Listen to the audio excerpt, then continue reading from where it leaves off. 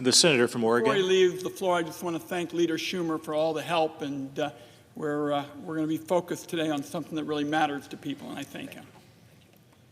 Mr. President, we're beginning, as you can tell, to discuss the resolution to repeal the global tariff emergency, and as is becoming routine under this president, Americans were greeted with grim economic news this morning.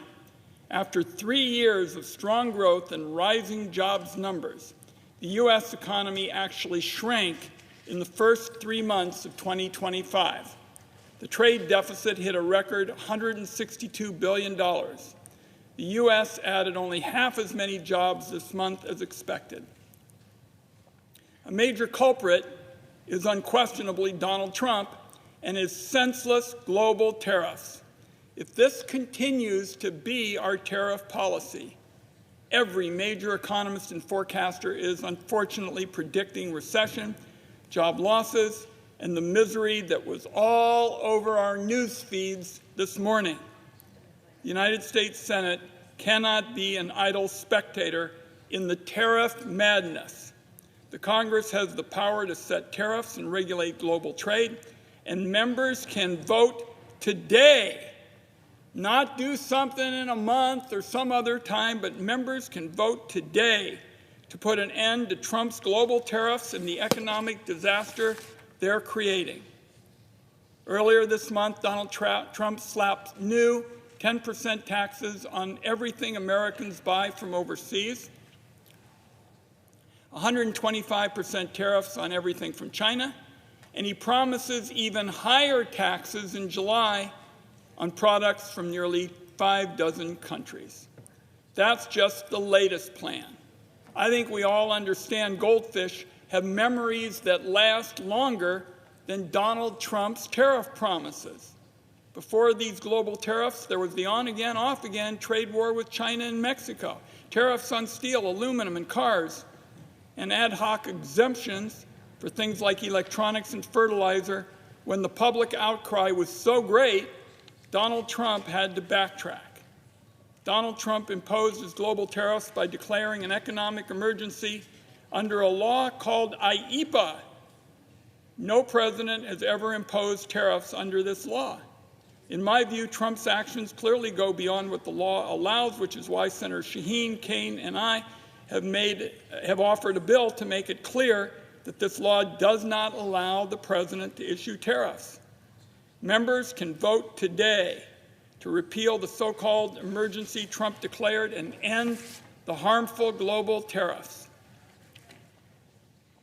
Now, I'm going to talk for just a few minutes with respect to taking stock of the economic carnage Donald Trump's trade chaos has already inflicted on our country. We're going to examine the administration's own claims about what their plan is and make the case for why every member of this body should vote to assert the powers of Congress to trade and to end the tariffs. And they should do it no matter their party or which state they represent. I already mentioned the shocking economic news this morning. By every single forecast, by every measure, Donald Trump's self-defeating tariffs are actively making Americans poorer, and they're doing it now and for years to come. Economic growth? Gone. Inflation? Rising. Unemployment projections? Up again. Experts estimate Trump's tariffs will cost average families about $4,000 a year. Many products from China won't even be available soon, and that's thanks to the tariffs. For the products that are still available, prices are going up, a fact that Donald Trump flails about trying to hide. When Amazon was rumored to list the impacts of tariffs on prices, Donald Trump threw a fit, reportedly threatening Jeff Bezos and calling it a hostile act.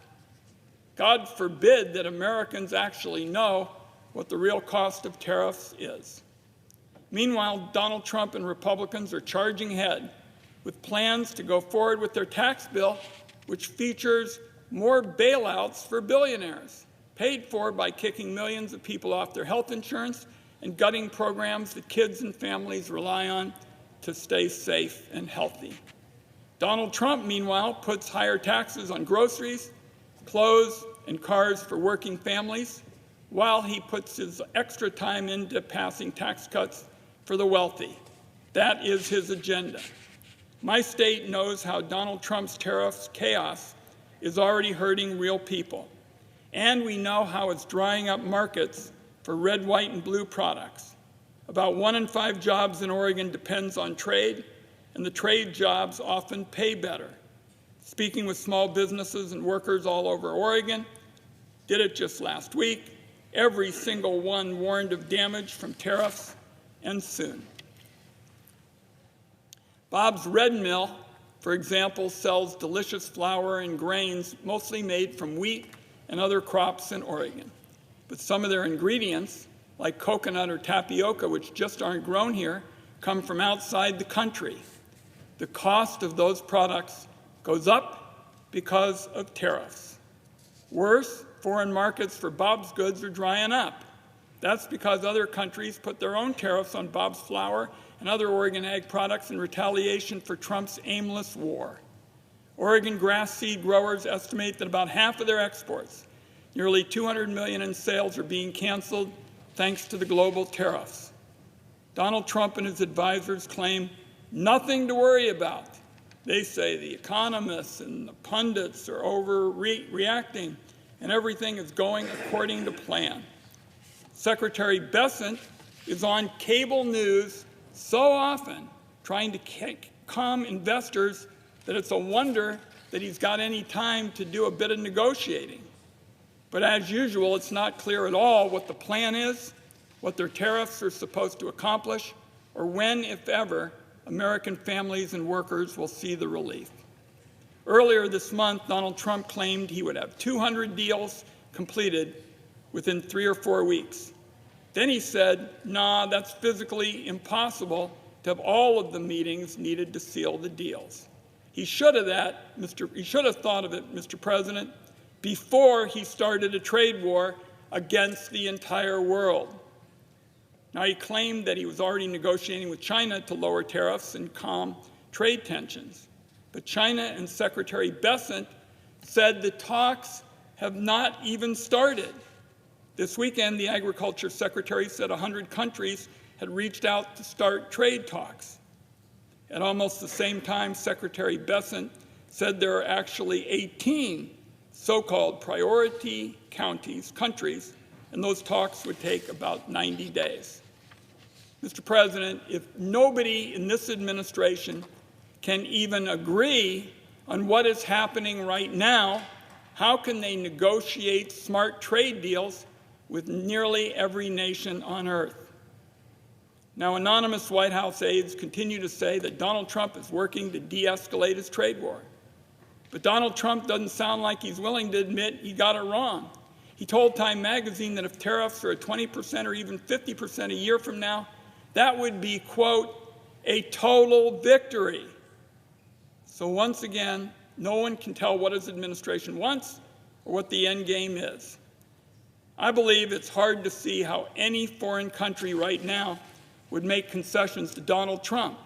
That's because he's proven himself to be both untrustworthy and incapable of sticking to a position on tariffs for more than a few weeks at a time. One foreign diplomat was known to have told the press that countries are worried that any deal they make with the Treasury or Commerce secretaries will be contradicted by Trump. Other trading partners said they don't want to make a deal now, only to have Trump decide on a unilateral tariff in the future. Donald Trump has trashed America's credibility. He hasn't just made it unlikely for his administration to get a good deal for American workers. My view is he has hurt every future president who wants to strike a good trade deal.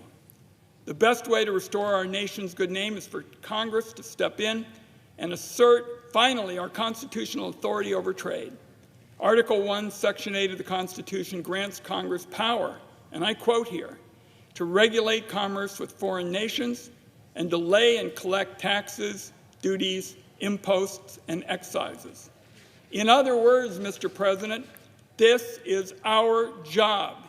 It is not always pretty, but Congress can provide stability and certainty on trade that lasts beyond a single president's administration.